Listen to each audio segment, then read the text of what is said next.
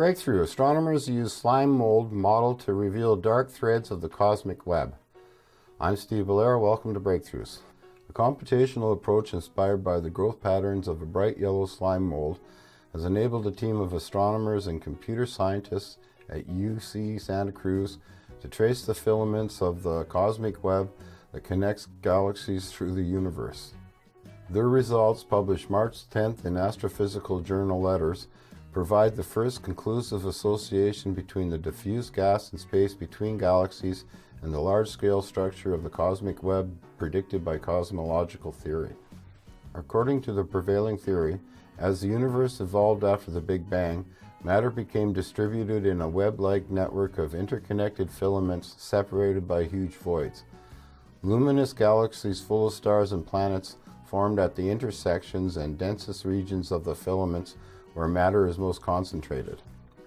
The filaments of diffused hydrogen gas extending between the galaxies are largely invisible, although astronomers have managed to glimpse parts of them, none of which seem to have anything to do with the lowly slime mold called Fusarium polycephalum, typically found growing on decaying logs and leaf litter on the forest floor and sometimes forming spongy yellow masses on lawns. But Fusarium has a long history of surprising scientists with its ability to create optimal distribution networks and solve computationally difficult spatial organizational problems. In one famous experiment, a slime mold replicated the layout of Japan's rail system by connecting food sources arranged to represent the cities around Tokyo. Joe Burchett, a postdoctoral researcher in astronomy and astrophysics at UC Santa Cruz, had been looking for a way to visualize the cosmic web on a large scale, but he was skeptical when Oscar Illich, a postdoctoral researcher in computational media, suggested using a Fusarium-based algorithm. After all, completely different forces shaped the cosmic web and the growth of the slime mold. But Illich, who has always been fascinated by patterns in nature, had been impressed by the Fusarium biofabrications of Berlin-based artist Sage Jensen. Starting with the two-dimensional Fusarium model Jensen used, originally developed in 2010 by Jeff Jones, Illich and a friend, programmer Jana Ivanaki, extended it to 3 dimensions and made additional modifications to create a new algorithm they called the Monte Carlo Fusarium machine. Burchett gave Illich a dataset of 37,000 galaxies from the Sloan Digital Sky Survey, SDSS, and when they applied the new algorithm to it, the result was a pretty convincing representation of the cosmic web. That was kind of a eureka moment, and I became convinced that the slime mold model was the way forward for us, Burchett said. It's somewhat coincidental that it works, but not entirely. A slime mold creates an optimized transport network, finding the most efficient pathways to connect food sources. In the cosmic web, the growth of structure produces networks that are also, in a sense, optimal. The underlying processes are different, but they produce mathematical structures that are analogous. Illich also noted that the model we developed is several layers of abstraction away from its original inspiration.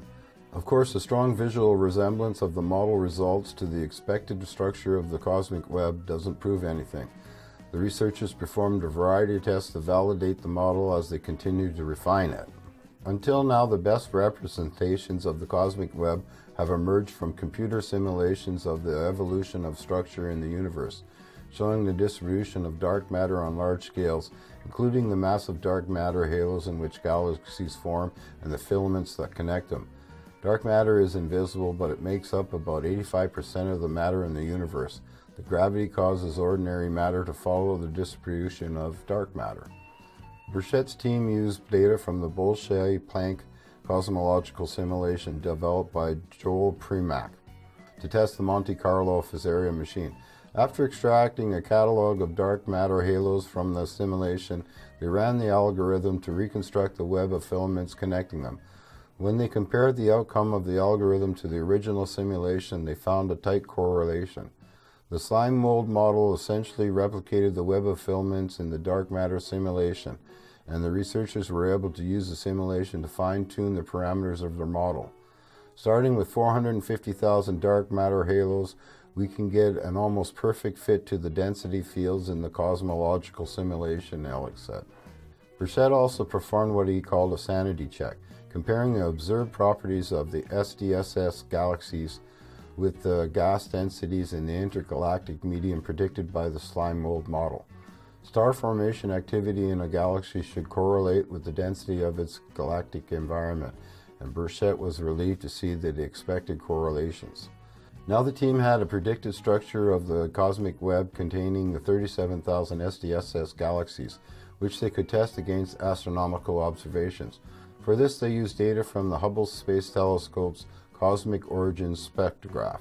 Intergalactic gas leaves a distinctive absorption signature in the spectrum of light that passes through it, and the sight line of hundreds of distant quasars pierced the volume of space occupied by the SDSS galaxies. We knew where the filaments of the cosmic web should be, thanks to the slime mold, so we could go to the archive Hubble spectra for the quasars that probe that space and look for the signatures of the gas, Burchett explained. Whenever we saw a filament in our model, the Hubble spectra showed a gas signal, and the signal got stronger towards the middle of the filaments where the gas should be denser. In the densest regions, however, the signal dropped off. This too matched expectations, he said, because heating of the gas in those regions ionizes the hydrogen, stripping off electrons and eliminating the absorption signature. For the first time now, we can quantify the density of the intergalactic media from the remote outskirts of cosmic web filaments to the hot, dense interiors of galaxy clusters, Burchett said. These results not only confirm the structure of the cosmic web predicted by the cosmological models, they have also given us a way to improve our understanding of the galaxy evolutions by connecting it with the gas reservoirs out of which galaxies form. Wow, I'll leave a link in the description to the full article, and as usual, please like, share, subscribe, and take care.